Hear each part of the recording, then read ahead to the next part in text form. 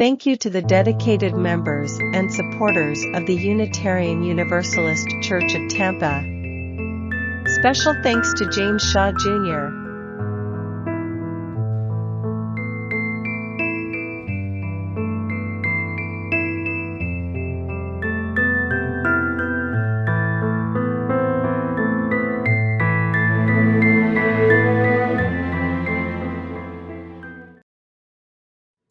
Our guest speaker today is James Shaw Jr. Some of you may recognize him, although you may not. He's a practicing attorney and a member of UUCT, where he formerly served on the Board of Trustees. Mr. Shaw has chaired the legal panel for the Greater Tampa Chamber of the ACLU of Florida since 2007 and is the current chair of the ACLU of Florida State's Legal Panel. He's a frequent speaker in the Tampa Bay area on subjects related to constitutional law, institutional, insurance law, and aviation law. He's originally from the Detroit area, but currently lives with his wife and 2 children in Tampa, where he is blessed to have made, his words, countless friends and enemies. We're so happy that they're here in your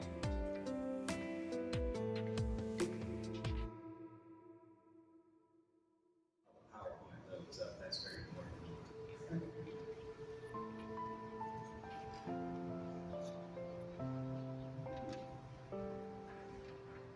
There we go. I was in prison and you came to me. Those are not my words. Those are words of a guy that I'm going to talk about in just a moment. If you look in the back of your program, for those of you who are new, and I see some new faces who are here just because I invited you, so thank you all for joining. But if you look at the back, if you're wondering what Unitarianism is, it's this. It's these 7 principles. If you believe in these 7 things, you're one of us. Notice absent from the list is believing that there is or is not a God. That's up to you. That's not on the list. You can be one of us either way. If you believe in these 7 things, you're one of us. And what I want to talk about today is the 7th one. The 7th one is respect for the interdependent web of all existence. What exactly is that? That is the butterfly in China that flaps its wings and causes a hurricane, right? In Star Trek, there is an episode where they travel back in time and they stop a woman from being hit by a bus, and then she becomes a political figure, and she meets FDR, and she convinces him to hold off on entering World War II, and it gives the Germans just enough time to develop the atom bomb first, and they take over the world, all because they stopped this woman from getting hit by a bus. So they had to go back in time and undo the change that they made. We know about this, right? If you know anything about science fiction, you travel back in time and you change one little thing, and then you come back to the present, like you don't exist, and things like that. There's, of course, this one, right, Back to the Future, where he goes back and he accidentally prevents his mom and his dad from meeting, and then it comes back to the future and he doesn't exist anymore, right? And everybody knows this movie, It's a Wonderful Life, right? You want to know why you know this movie? This is great lawyer stuff here. They forgot to renew the copyright in 1975, and it accidentally lapsed into the public domain, and that's why every UHF TV channel could play it endlessly on the holidays without having to pay any royalties, and it became a big hit around the 1970s. But this is a movie about a guy who wishes that he was never born, and then an angel grants his wish, and then he sees what life would have been like in his town if he had never been born, and everything that he ever did, every life he ever saved, every life he ever lived, never happened, and everybody was miserable without him, all because of one person. We're comfortable. Now, ironically, the reason you know about that is because one person forgot to renew the copyright, right? He didn't realize when he was doing it that it was going to cause this movie to become a hit, and that it was going to cause some guy in Tampa to be talking about it on October 1st, right? But that's the butterfly that flaps its wings, and here's the hurricane, right? It's one little thing. Now, we think about that all the time, right? When we think about time travel, about going back in time. But what we don't think about, I don't know who came up with this, some random person on the internet, I'd love to give credit to whoever did this observation, but I don't know what it was. When we think about time travel, we think about accidentally changing the present, but nobody in the present thinks that they can radically change the future by doing one thing. In Star Trek and Back to the Future and It's a Wonderful Life, we have somebody who's adding or deleting somebody from the story of humanity, and it changes everything dramatically, and you can change that dramatically every day by adding or deleting something, by making one small change, by doing one small thing. What's pagans. What do you call that when you do something and you try to change the universe by doing some small symbolic act? You guys have a word for that? Magic, yes, that's the word for it. But I'm not here to talk about magic right now. I want to talk about Southern Baptists. I have some intervention here. Stop looking as soon as I try to think of Southern Baptists. Maybe you can click me here.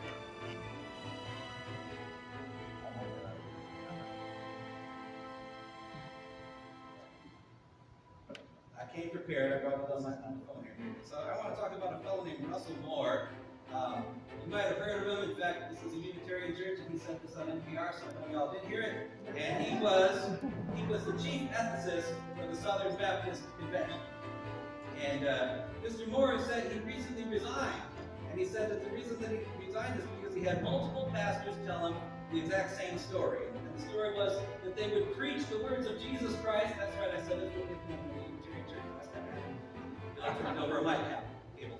But he said he would preach the words of Jesus Christ, and he would talk about the Sermon on the Mount and turning the other cheek and not resisting evil. What do we call it? What did Martin Luther King call that? Nonviolent resistance, right? But Jesus was talking about it 2,000 years before. And he would talk about that, and then the parishioners would come up to the pastors afterwards and they would say, "Where did you get those liberal talking points?" And they'd say, "Those are literally the words of Jesus Christ, the guy that you worship and came here to hear his words." And I said them, and said, "Yeah, but we don't like that anymore." That's not for us. You know, we want to hear, that's weak, they say. And so he said, I think we're having a moral crisis inside the Southern Baptist Convention. If you can't even preach the words of the guy that we say that we are here to believe in, right? It's on the back of our, if it's not, it should be. We have our seven principles and our 6 sources. And number 4 is Jewish and Christian teachings, which call us to respond to God's love by loving our neighbors as ourselves. That's ours too, right? We're sharing that with them. And they're not going to go for it, but we are. So here's what they were talking about. Here's what the Southern Baptists don't like to hear anymore. Jesus said, "You've heard it say eye for an eye and a tooth for a tooth, but I tell you, do not resist an evil person. If anyone slaps you on the right cheek, turn to them the other cheek also. And if anyone tries to sue you and take your shirt, hand over your coat as well." That's Jesus talking about nonviolent resistance 2,000 years before Martin Luther King picked up where he left off, right? Now, here's what the Southern Baptists kind of prefer to hear. My motto is always get even. When somebody screws you, screw them back in spades. That was Donald Trump that said that. He said that in his book, Think Big and Kick Ass. So that's something that's a problem that the Southern Baptist pastors are having, is that their parishioners are coming saying, "Stop reading to us from the Bible, read to us from Think Big and Kick Ass." That's what we want to hear from, right? But now, did Jonathan come up with that all by himself? No, this is from the Satanic Bible. If a man smites thee on one cheek, smash him on the other. What has happened where the Southern Baptists are coming up to their pastors saying, "Stop reading the Jesus words from the Jesus Bible. We want to hear from Think Big and Kick Ass. We want to hear from the Satanic Bible." That's more our style these days, right? What does it say in the Bible about showing hospitality to immigrants? It says, "Don't forget to show hospitality to strangers. For by doing so, some have shown hospitality to angels without knowing it." It says, "When a foreigner resides among you in your land, don't mistreat them. Treat them as a native born. Love them as yourself." What do those people in Southern Baptist churches say? Here's Jeff Sessions saying, "We need to take your children away. We're going to separate the moms from their children, and we're going to make them cry, and that'll discourage people from coming." That's the plan, right? Our governor says, "We're going to shoot them stone cold dead. And then he's going to sell you a t-shirt that says Stone Cold Dead for $35, right? That's where we're coming from. This is fun, right? Let's keep going. So what does it say about what does it say? I'm just contrasting what the book said. I've heard it said that the difference between a Christian and a Unitarian is that a Christian believes every word in the Bible, but they ain't necessarily read all of them. And a Unitarian has read all of them, but doesn't necessarily believe them, right? So, but here's what it says. It says, "Don't forget about those in jail. Suffer with them as though you were in there yourself." It says, "I, the Lord, have called on you in righteousness to open the eyes that are blind and to free captives from prison, to release from the dungeon those who sit in darkness." We just sang about that a minute ago, didn't we? We said, "In prison cell, dungeon vile, our thoughts to them are wicked." We're going to do one better than thoughts, but I'm leading up to that, right? Jesus said, "I was naked and you clothed me. I was sick and you visited me. I was in prison and you came to me. Now, any of us can end up in prison. Jesse here has the wrong name. He had the same name as somebody that there was a warrant out for his arrest, and Pasco County Sheriff's Office came and arrested him. He said, I don't think I'm the guy. The guy you're looking for is taller than me, and they arrested him anyway, right? That could happen to any of you. Any of you could end up in jail by the end of the day. You happen to have the same name as somebody who's in there. That's why it says in the Bible, come help people who are in jail, right? How do you get them out? We said our thoughts to them are wicked, but if I'm in jail, I don't want thoughts. I want you to get me out of there, right? How do you get somebody out of there? Well, bail, everybody kind of knows what bail is. Bail is when you obtain the release of somebody by providing a security. So in theory, if I'm in jail, somebody that loves me or I myself can put up some money and say, I will show up for my trial.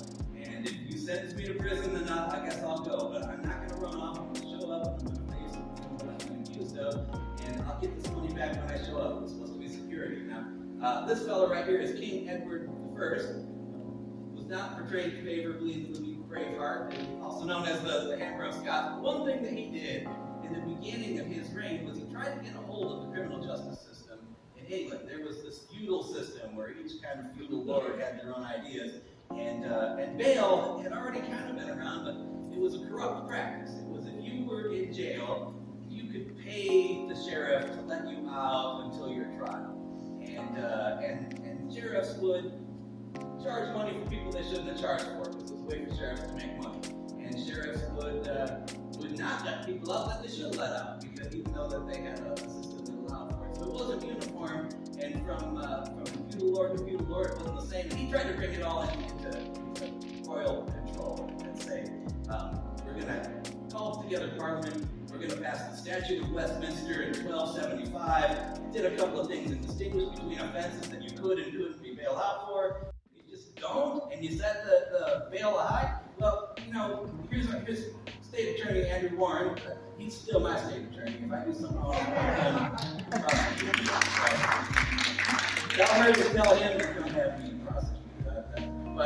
But he's being very honest, and he says, in a case where somebody qualifies to be detained because they're a threat, sometimes we just ask for high bail, because we know that's going to shortcut the detention hearing and actually hold the person. In this article, he explains it's just too much work to do all those findings. We just don't have the time and the judges and the resources to make sure that we're complying with the Constitution. So we just skip over that and ask for bail that's way too high. And then if they can't afford it, well, then we held them pre-trial without making those decisions, right? Now, there's consequences to that, to the individual, of course, right? If you get arrested, again, any of you could be arrested today if you happen to have the same name as somebody that they're looking for, right? You could lose your job because you ain't showing up for work tomorrow if you can't afford to bail yourself out. If you lose your job, you could lose custody of your kids. You can lose your housing if you can't pay your rent because you can't show up for your job. You don't have access to your lawyer. Somebody who is outside of jail while they are getting ready for trial, they can call their lawyer, they can dig up documents and evidence, and they can help them their own case. They can help prove their own innocence. But somebody in jail can't just pick up the phone and call their lawyer whenever they want. And a lot of times they get pressured to plead guilty, because the moment comes where some lawyer says, look, if you plead guilty, they'll sentence you to the time that you've already served and you can leave today. Even if you didn't do it, plead guilty, because otherwise you're stuck in here, right? And I don't even need to tell you about the things that happen while you're in jail and in a prison place. Hey, Mr. Roundtree. Mr. Roundtree wrote this book called The Pokey, which is a great book. There's a lot of books about what happens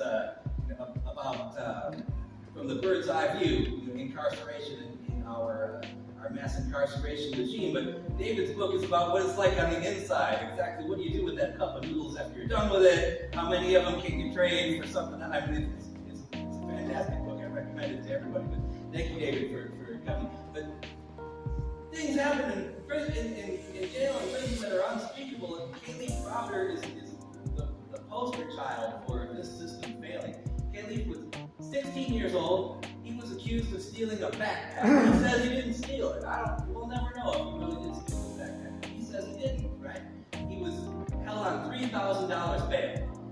$3,000 is a lot of money still today. Even with inflation, $3,000 is a lot of money. There are plenty of people who couldn't come up with $3,000. Khalif's family was one of them. They didn't have it. So he was in there. He was put in Rikers Island, 16 years old. guards battered him. He was battered by other inmates. He spent 2 of those 3 years that he spent in Rikers Island in solitary confinement. Solitary confinement is difficult on a mature adult, but imagine trying to deal with it as a teenager, right? And after 3 years, the prosecutor said, never mind. We don't think that the evidence is that strong on him stealing this backpack. So they just let him out. So he spent age 16 to 19 locked up for a crime he was never convicted of, and he suffered a mental decline from the time that he spent in there. He ended up committing suicide at the age of 19. That's what can happen to you. In the United States of America, you don't have $3,000 at your disposal to deal with a situation like this. There are 2 Americas, right? There's the America for people that got $3,000 when they needed it, and there's a different world for people that don't. Now, there's consequences not just to an individual, but also to an entire community, because 70 to 80% of the jail population is in there for pretrial detention. They haven't been convicted of anything. They're just waiting for a trial, and they can't afford to bail themselves out. 9 out of 10 jail inmates nationwide can't afford the bail. The average median bail amount is $5,500. There's custodial violence and deaths that happen in custody. In the year 2018, there were 13 deaths in Hillsborough County Jail. Only 6 of them were reported, and no charges were filed on any of them. And it disrupts workplaces, it disrupts families, it disrupts communities. If you're a parent, if you're a child and your parent is not available to you because they're in jail, if you are an employer and your employee is not available, if you're a child and your teacher is not available, it takes people out of the community, just like It's a Wonderful Life, right? It's when you take somebody out of the community and it sends the whole world into another future. And I don't even need to bring up health concerns. I know there's more people wanted to be here today than are here because of COVID-19, but I can't think of more ideal conditions for the spread of COVID-19 than a jail, where you have a lot of people locked up together in a confined area. And that, I haven't even reached the racial injustice. If you look at this comparison between the populations in the jail and the general population in Hillsborough County. Hillsborough County is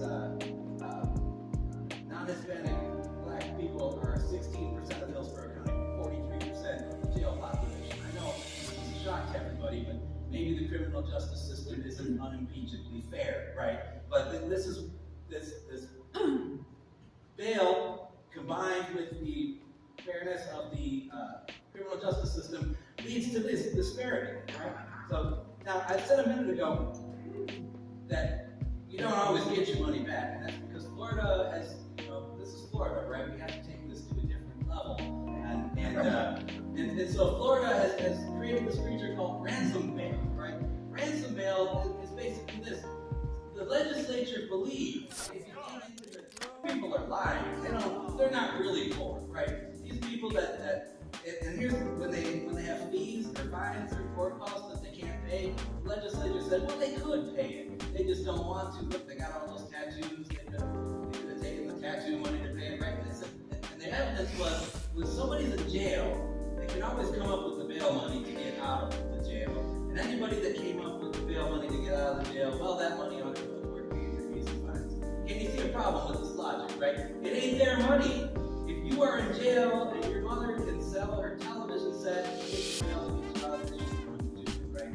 But should your mother have to pay your court costs? Should your mother have to pay your fines, right? But that's what happens in ransom bail. So listen, I love y'all, and if any of you are in jail and call me, and some of you haven't done that, I'm going to do the best that I can to get you out of there. But it would be easier for me to put up $1,000 that I worked hard for if I know that you're going to show up in court and I'm going to give you $1,000 back. I'm not giving it to you, I'm just lending it to you. I would do that for any of you.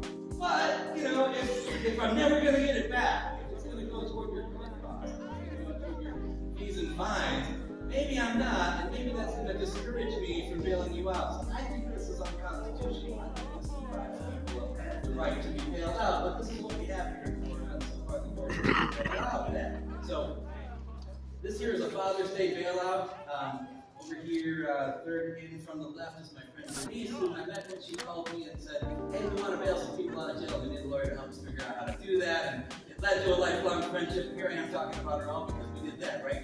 We one little thing, it changed the universe. And we were able to, on Father's Day, bail out some fathers so that they can spend Father's Day with their children, and they might not have that shockwave through the universe that have made a big difference to them, and everything that they did after that, we take a little bit of credit for because we don't because they have, right? You can do that too. You go to this website, and it'll give you a list. This is from the Hillsborough County Sheriff's Office. You can do it in any county. Just go into Google and type your county, the name of the sheriff, and arrest search tool or something like that. It'll give you a list of everybody who's currently in jail, and you can look them up and see who the jail is, and you can go down to the jail and you can let them out, right? That's what we're going to do today. Right? So identify some people, and we're gonna do some magic. We're gonna perform a ritual that's gonna literally set people free. The song said, "Our thoughts to them are winging." We're gonna do one better than thoughts. We're actually gonna go set some people free from jail. Why? Because we can, and because we're going to change the universe, right? We're going to do a George Bailey. We're going to think we woke up today in a world, in a timeline where those people stayed in jail all the way till the end of the day. We're going to take the whole universe into another timeline where they didn't, right? Now, some people even ask me, now, what if they do something bad, though? You know, what first off, look at me, I've ever done anything. It's fine, don't worry about it. But second off, what if they do? What if you do? Any one of you might do something violent, right? Should I just have you locked up just in case you might do that, right? That's not how the system works. You get to do the bad thing first, and then we lock you up. We don't preemptively lock people up, unless you're in Pasco County, but that's another story, right? But what we're going to do, we're going to take up a collection, and I got 3 people that I've identified. They all have bail of $250. I'm going to introduce them in just a second. But we're going to get on 275. I'm going to leave right after the service. I'm going to skip the coffee hour. This takes a minute to do, right? I'll get the process started. I want you all to come join me. You take 275 down to Martin Luther King, right? And you head over to east. Then you get on Orient Road and head south. Look for the signs that say you're coming up on the jail. That's where I will be. And we're gonna go up to the bail window, and we're gonna ask for these people. And they're actually not in Orient Road Jail. They're in Falkenberg Road Jail, which is where people are housed. I don't know why it's set up like that. If I'm in Falkenberg Jail and you bail me out, I want them to open the door and set me free. But that's not how it's done, right? The way that it's done, they put you in a van and they bring you over to Orient Road and they open those doors. We're going to wait. I'm going to get started. Meet me there and we're going to do this, right? Why are we doing this? Because it says to do it. Those are our sources too, right? Those are our 6 sources that we follow the teachings of Jewish and Christian teachings that tell us to treat our neighbors as ourselves. And the book says to free captives from prison, and those Southern Baptists ain't doing it. So we're going to have to do it, right? Now, whoever wrote these words, this is Isaiah 42:6-7. I think there's some scholarly debate as to who wrote the book of Isaiah, but whoever it was had absolutely no idea that 2 or 3 or 4,000 years later, somebody was going to take those words that they wrote and use that to explain why we're going to go down to the jail and bail somebody out, but it's happening, right? I'm reminding you that the things that you do today have an effect thousands of years in the future. The people that we are going to add back to the narrative today, they're going to have an effect on the people who really are changing this timeline, right? Jesus said to do this. He said, I was naked and you clothed me, I was sick and you visited me, I was in prison and you came to me. Now, I love when people put the Bible in context with you, but so let's put it in context, all right? That's part of this story that he's telling. He's talking, he says, before him, he's talking about Judgment Day. 750 years ago, but you do one small thing and it reverberates for future. And the things that you do today can reverberate into the future. That's magic. That's you changing the direction of the universe, right? Today we have our friendly local bail bondsman right down the street from the house. Now, bond is different from bail. Bail is when I take a bunch of money and I hand it to the sheriff and I say, here, hold on to this and give it back to me when my person shows up for court. Now, a bail bond looks like this. This is a bail bond. A bail bond is 10% of the amount that you set for bail, or $100, whichever one is more. And it's basically insurance. It's an insurance company that you give the money to and say, there's $10,000 bail on my spouse or my child or my parent. Here's $1,000. and I'm never going to see that $1,000 again, right? That's a fee. That's a premium on an insurance policy that my person is going to show up, right? And then in theory, if they don't show up, the insurance company is going to pay that $10,000 to the state. Now, they don't actually ever do it. Nobody's making them do it, but that's an entirely different sermon. But this is a big industry, right? It's a tax, right? That's what it is. It's a one-time payment. If you get arrested or if somebody gets arrested, you pay this money to this insurance company, and believe me, they don't want this to change, right? Anytime somebody starts talking about maybe we shouldn't have cash bail anymore, maybe it's archaic, maybe it's something that made sense in the time of King Edward I, but doesn't make so much sense today. Anytime that legislatures start talking about that, this lobby comes out and says, now wait a minute, we've got a good thing. Every time somebody gets arrested, they have to give us some money.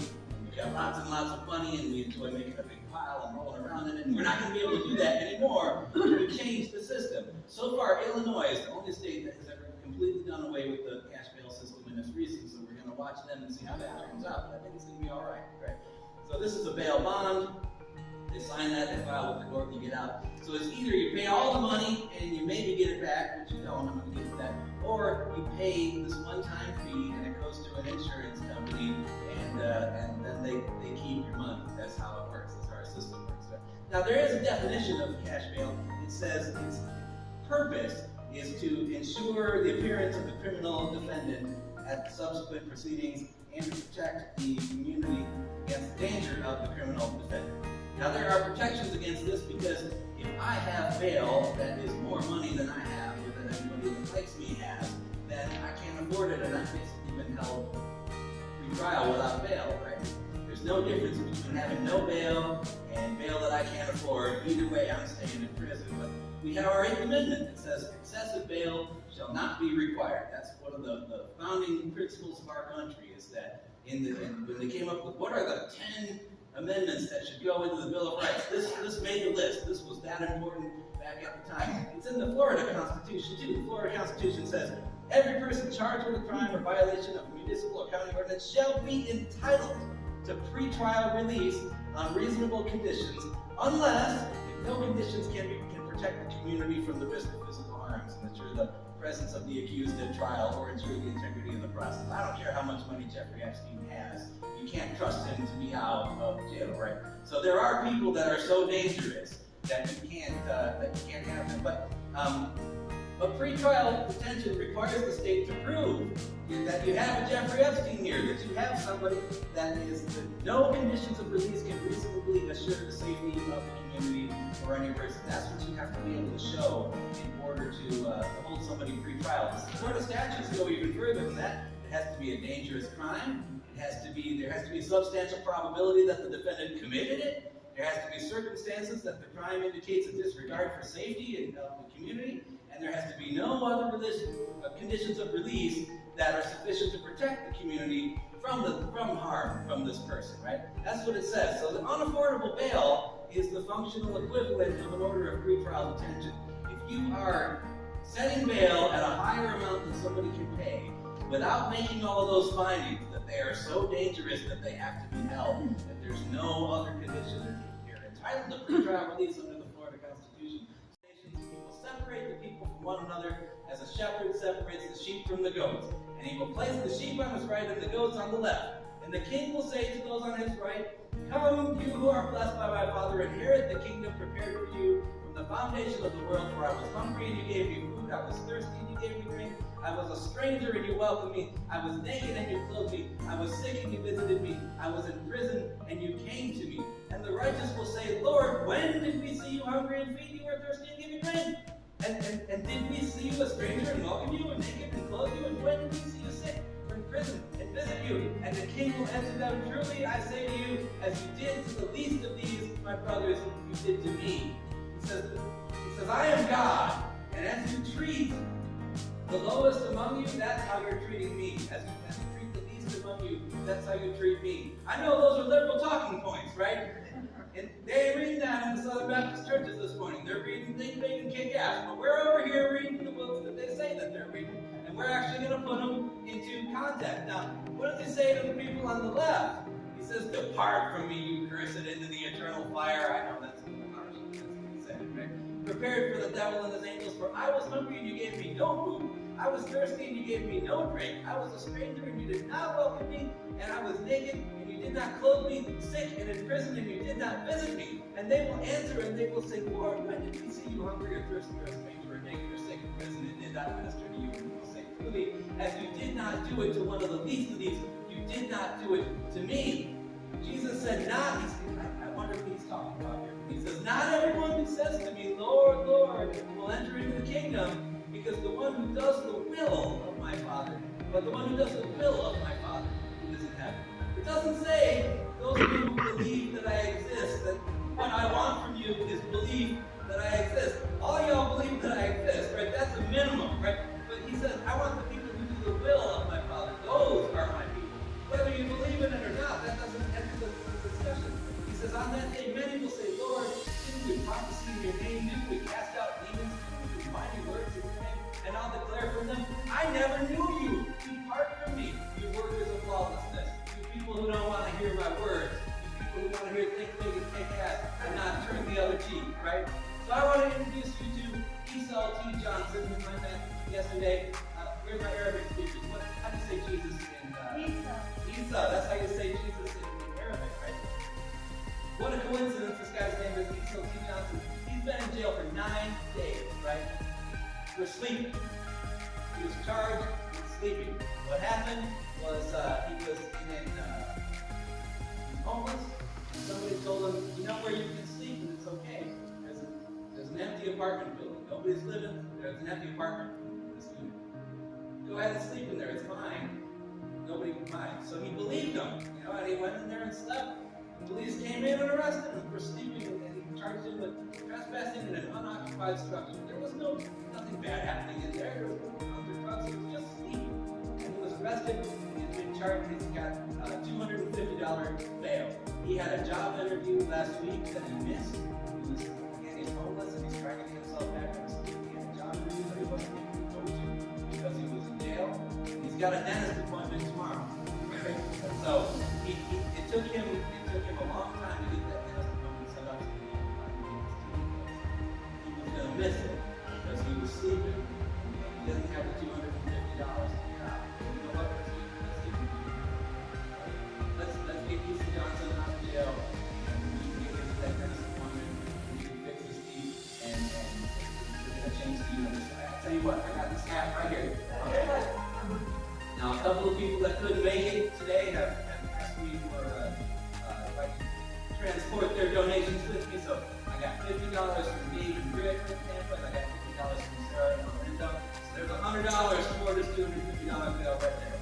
Julie and Jim up in Fort Ritchie, that's my mom and daddy. They have contributed $30. I got $130 in there to get us started, and I want to know if anybody has been inspired by the words that I've spoken here today to actually not just think about the people in jail, but to actually put those words into action. Can I get somebody to come on up here and put some more money in this hat so that we can get Brother Esau Johnson out of jail? Come on, there we go. Come on now. Pat, I want to need you to help me make sure that we got it up. Let's bring some music. Indeed, yes. So, this is an old song. It's called, Pat, we might be down a lot of people. Let's see what we got. You guys agree with it, you know that?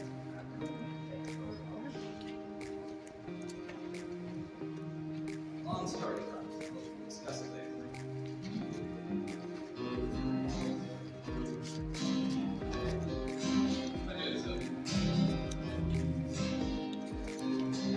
Song, back in the day, we've come a long way. That belly says there was a place. There was a place. Oh my gosh, it's blowing over. Thank you, sir. There was a place where they didn't have a jail built yet. They had a log cabin. And they would hang people who didn't pay the bail, and you'd have to ante up, and that's how they built the jail. It's a beautiful story. I don't know, I haven't checked it out myself. In the story, the young man's father comes to him. This is what he sings. He Father, did you bring me the silver? Father, did you bring me the gold? Father, what did you bring me? Straight from the gallows pole, yeah. Yeah. Did you bring me straight from the gallows pole? Son of rocks and silver, son of rocks and gold, son of rocks and lightning, straight from the gallows pole, yeah. Yeah. Did you bring me straight from the gallows pole? Then his mother shows up. She says, Mother, did you bring me? Mother, did you bring me the gold? Mother, what did you bring me? Straight from the gallows pole, yeah. Yeah. Did you bring me straight from the gallows pole? Son of rocks and silver, son of rocks and gold, son of rocks and the lefting, straight from the gallows pole, yeah. Yeah. Did you bring me straight from the gallows pole? Now, Glenn Billy made the song a little bit happier. The original version, people don't actually bring him any money, but he did save one verse for the so-called friend. And in Glenn Billy's verse, it says, the so-called friend, he'll look you in the eye, he'll smile and shake your hand, but he will cut your throat.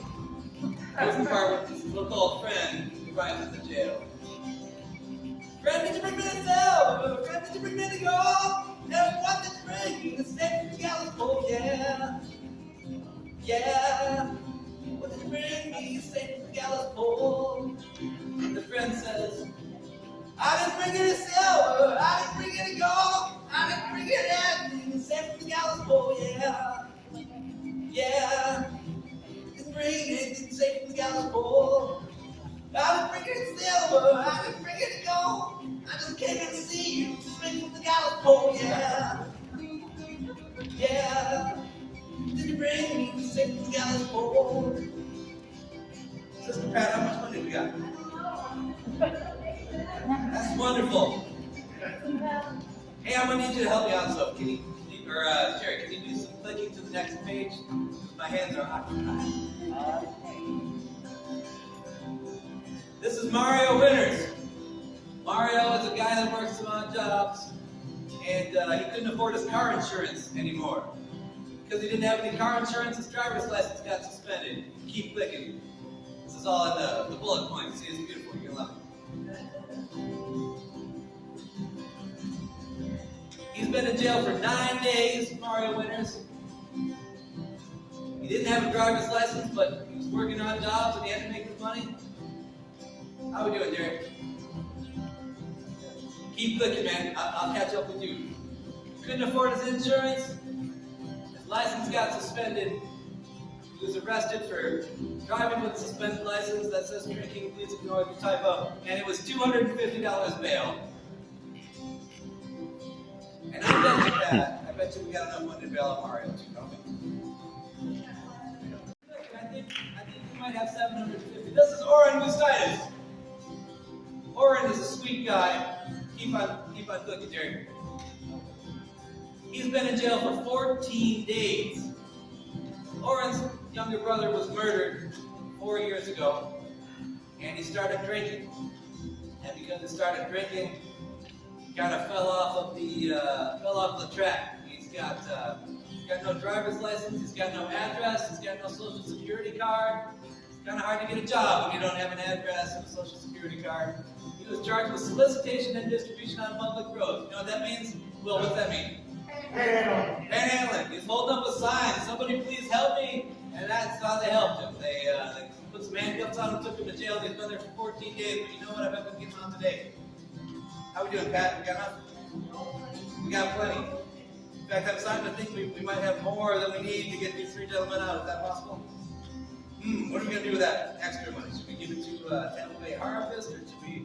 No, give it to the guys. Give them some money to kind of get them started. That's a good idea. Yeah, get us started. We'll discuss this afterwards. So, it's a good problem to have, because what we're doing here today is freedom. We are literally setting people free.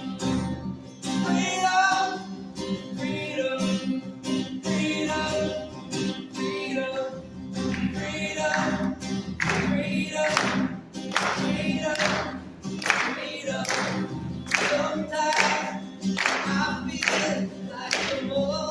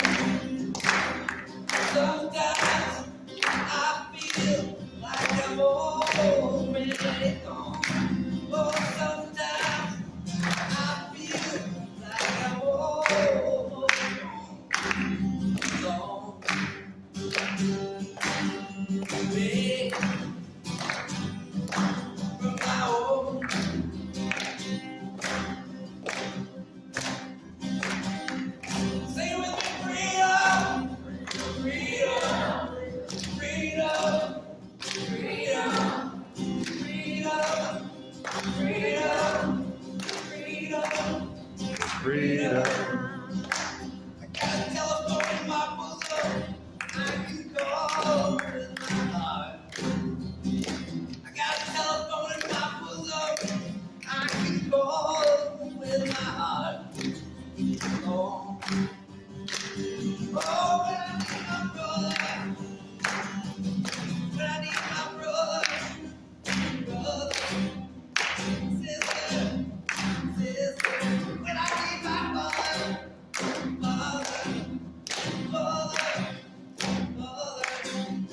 freedom,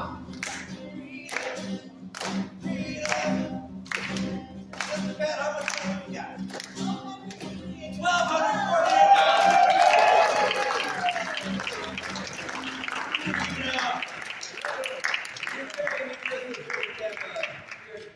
You're giving people freedom today.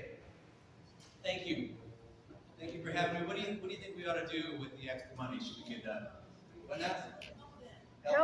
Help them get started. Yeah. I think we can take some of the extra money to give to them so that they can find somewhere to stay tonight and help get back out. Thank you. Thank you so much. Please caravan down to the jail with me after church. I'm gonna head straight there and get it started. It's probably a 3 or 4 hour process, but they've been in jail for more than 3 or 4 hours. We can take 3 or 4 hours of hanging out in the parking lot. You don't have to come straight there, but meet me there. So thank you all.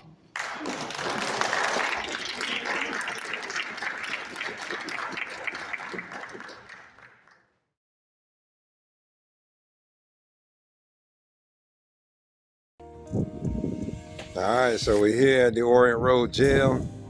I'm out here with attorney James Shaw Jr. and much love to the Unitarian Universalist Church of Tampa out off of Morris Bridge Road, who has done a tremendous job in putting together donations to bond out 3 individuals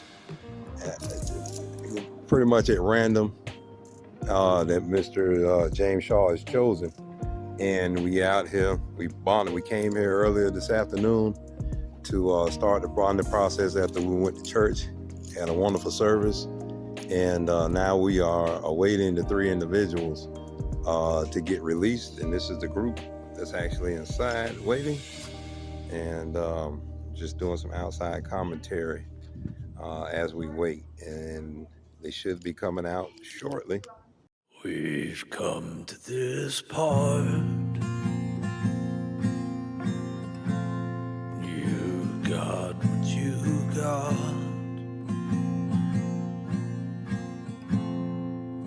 but nobody tells you how much it would burn until there's nothing left.